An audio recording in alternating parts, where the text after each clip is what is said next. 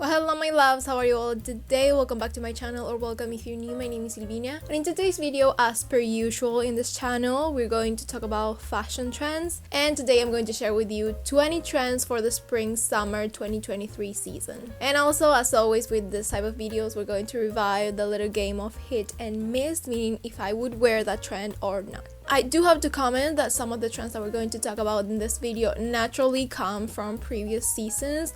Like for example, we're still seeing a big 80s influence that is carried out since this autumn-winter season, if you remember in my past video about trends. So some of them might be very familiar to you if you have seen some of my other trend forecast videos, because as we have said in those videos too, trends don't usually fade away after one season. They generally stick around for a few years. Also, I'm going to add some pictures of the fashion shows as examples and as reference of what I'm talking about in real life. And I do have to tell you that I have a lot of pictures, so if you want to see them in detail or more closely, just pause the video please. So that being said, let's talk about some trends for the spring-summer 2023 season.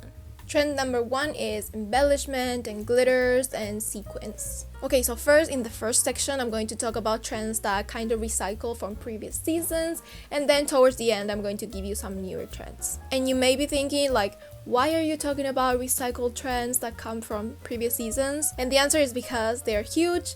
We have seen them everywhere, so they are still relevant. And also because there's a chance that some of you are new to my channel or you haven't seen my other trend forecast videos for previous seasons. So why would I make you go watch my other videos for previous seasons when you're interested in the trends for spring-summer 2023?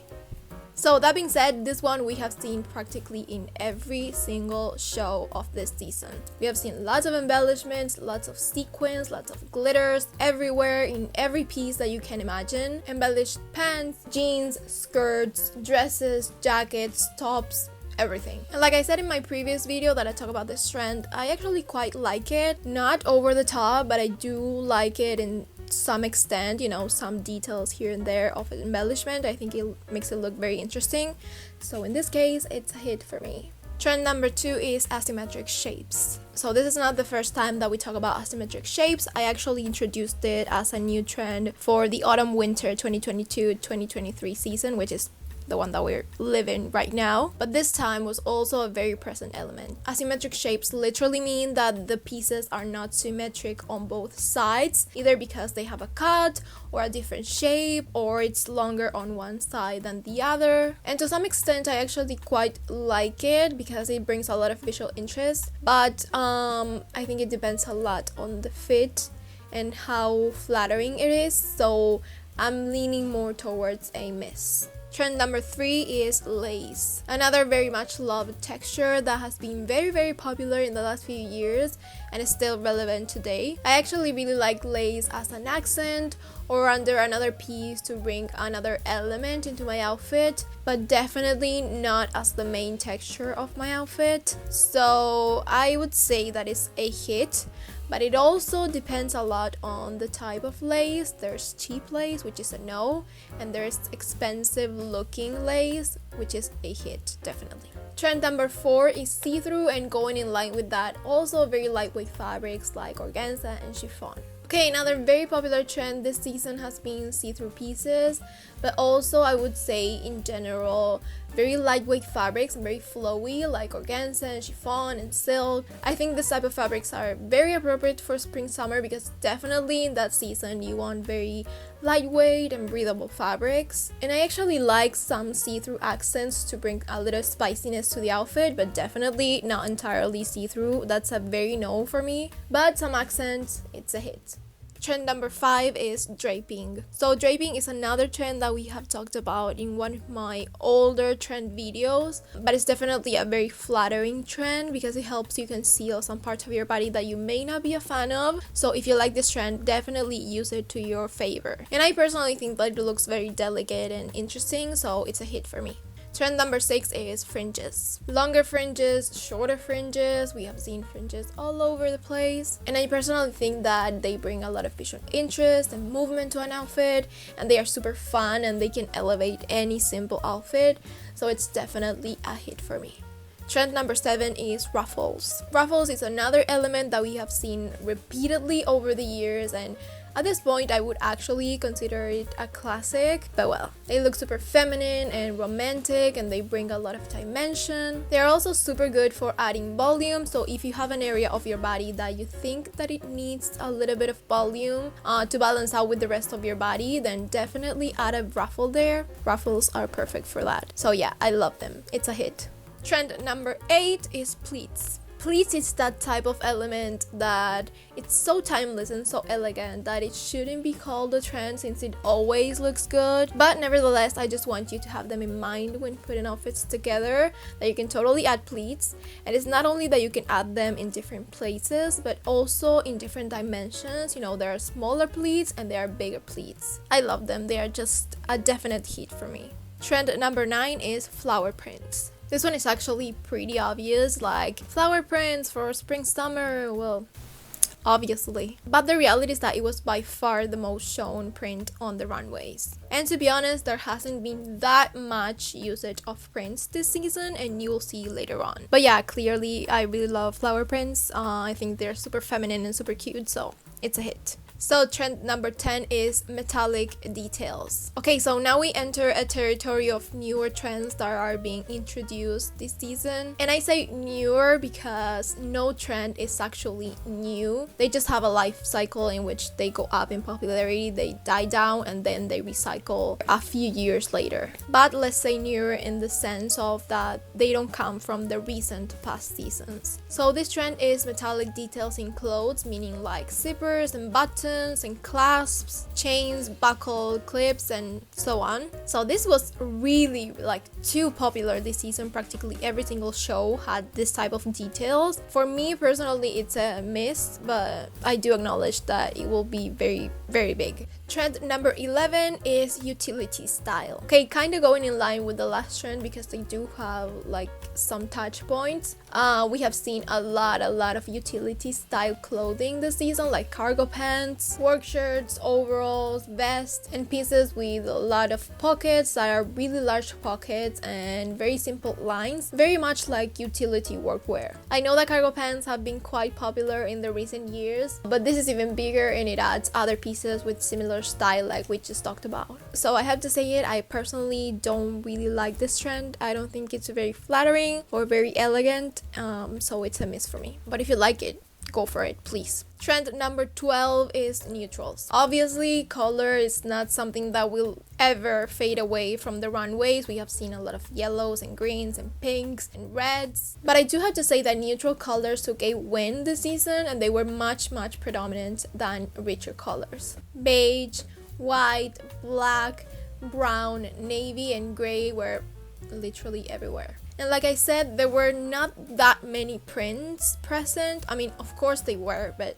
they were not as present as in previous seasons, in my opinion. So we have seen a lot of monochromatic and solid color outfits. So if you are a subscriber of mine or a recurrent viewer, you already know my opinion on this trend. I love neutral colors. I wear them all the time, as probably you may be able to tell from my background. So this trend is literally the biggest hit for me that ever can exist.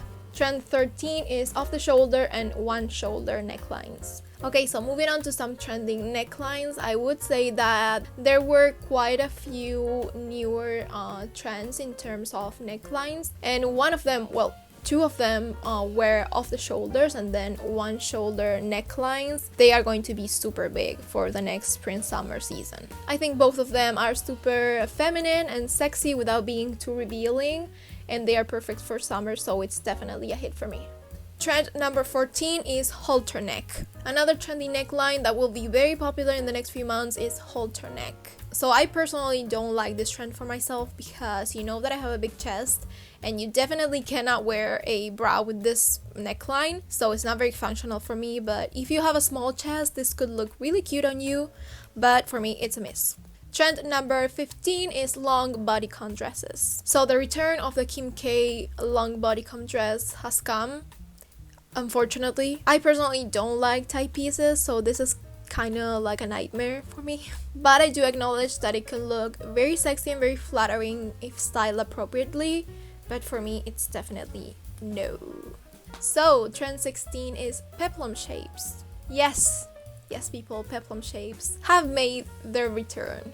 Okay, so basically if you don't know what a peplum shape is, you probably are very young, but it basically consists of like a very tiny waist and then kind of like a flared out shape. You probably will see it on the pictures. This is very much like the Dior bar jacket. I remember that this was so popular like in 2013. I had a top like this and I really liked it, and there was peplum like everything, like tops, skirts, pants, dresses, jackets, everything was peplum back then. But talking a little bit more seriously, this piece is actually very flattering for those of us who have kind of like a tummy, because it highlights your waist but then kind of conceals your abdomen. So if that's you, if you feel related to what I just talked about, I would recommend you to try peplum shapes, because they're going to be very in for the next spring summer season. I don't think that they're going to be as exaggerated as in 2013, but the overall shape is gonna be there, you know. So that being said, it's a hit for me, definitely.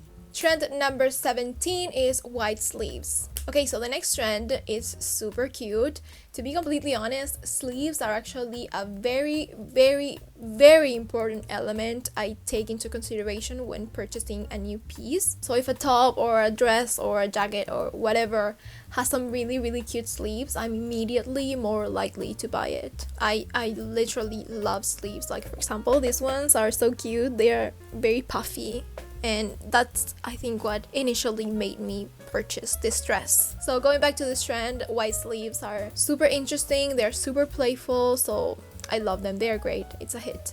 Trend number 18 is crochet. There were lots of crochet pieces on the runways in every single form that you can imagine, and it's very appropriate because when you think about crochet, you literally think about summer in like a tropical paradise or something like that. So yeah, they're really on trend. I personally don't really like it. It's not my style, but if you like it, go for it. But for me, it's a miss. Trend 19 is kimono style pieces. We have seen a lot of tops and jackets inspired in the traditional Japanese kimonos. I remember that kimonos were very on trend in the early 2010s, and they are totally back right now. But not only kimonos, we have seen a very big Asian influence overall on the runways. Like for example, Gucci presented a collection with lots of pieces influenced by the traditional Chinese cheongsam or kipao, and Armani's collection had a lot of influences from the Middle East. I don't know, it's just so beautiful and so elegant and so chic and so stylish. I personally love this trend. It's a hit for me. So last but not least, trend number 20 are dresses or long shirts that are open at the front.